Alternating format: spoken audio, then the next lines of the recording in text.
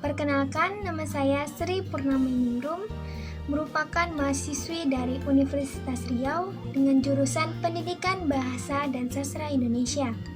Nah, pada video kali ini saya akan mengulas tentang teks anekdot, salah satu materi pembelajaran kelas 10.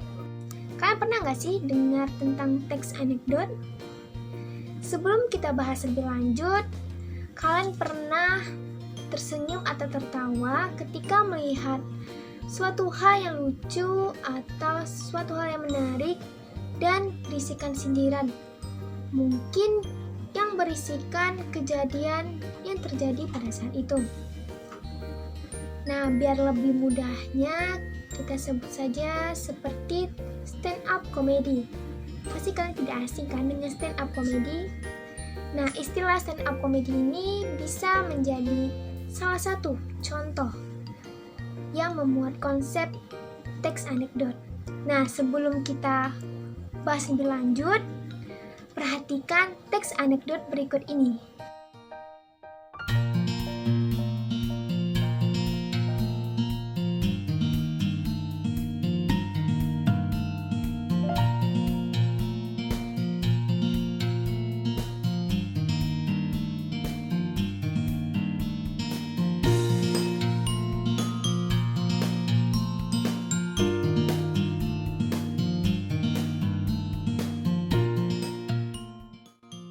Teks tersebut dapat dikatakan sebagai teks anekdot.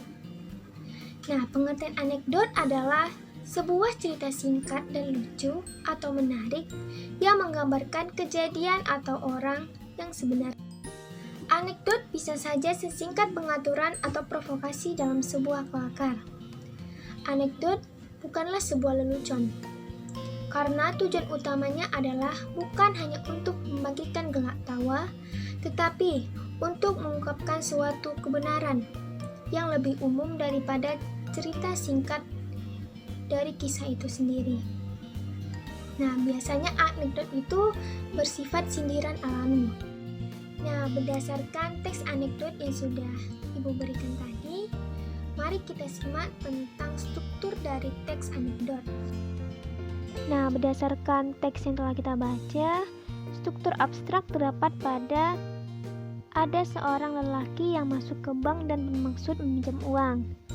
Nah, selanjutnya struktur orientasi terdapat pada orang itu memberikan jaminan mobilnya atas pinjaman uangnya dan meminta pihak bank menahan mobilnya sampai utangnya lunas.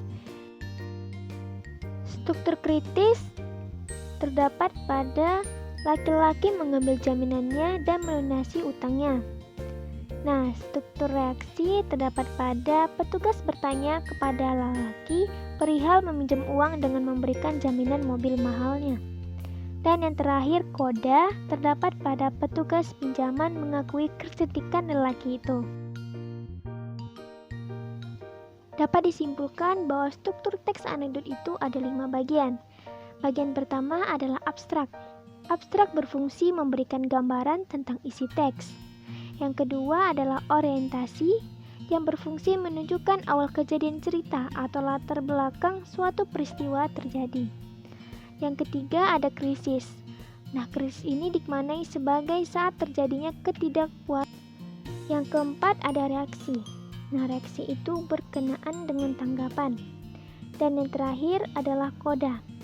Akhir dari cerita unik tersebut yang menjelaskan simpulan tentang kejadian yang diceritakan oleh penulis.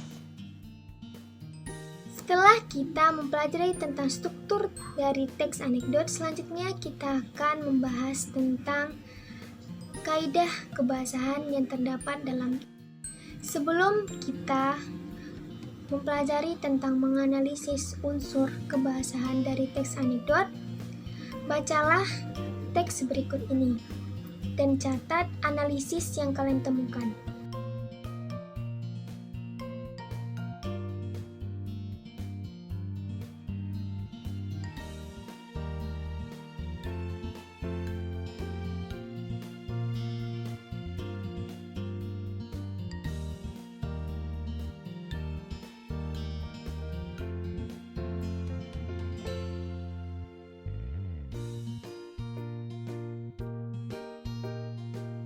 Nah, setelah kita cermati teks anekdot tersebut, dapat kita temukan unsur kebahasannya. Yang pertama, kalimat yang menyatakan peristiwa masa lalu.